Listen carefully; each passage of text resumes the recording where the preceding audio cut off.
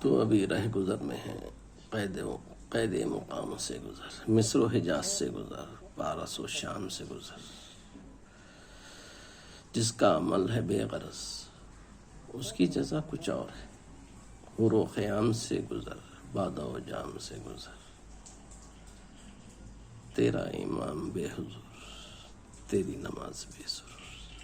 ایسی نماز سے گزر، ایسے امام سے گزر۔ اقبال فرماتے ہیں تو ابھی رہ گزر میں ہے، مطلب یہ دین ہے اللہ تعالیٰ کا دین ہے، یہ کوئی ہندوستان، پاکستان، جاپان، سعودی عرب یہیں لمیٹڈ نہیں ہے، پوری دنیا تیرا وطن ہے، کیونکہ تیرا اللہ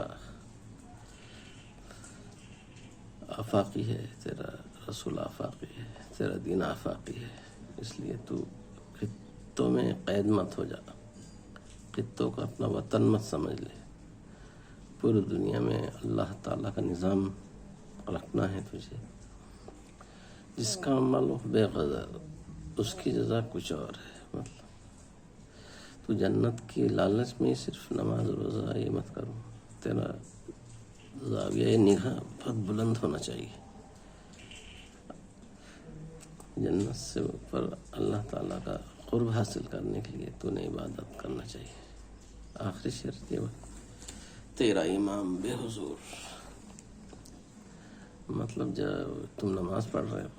وہ امام کے دل نماز میں نہیں ہے، تیرا امام بے حضور، تیری نماز بے سرور، اور جو نماز تو پڑھ رہا اس میں تیرے کو مزہ ہی نہیں آ رہا، کیونکہ پورے فرسودہ خیالات دل میں ہونے کی وجہ سے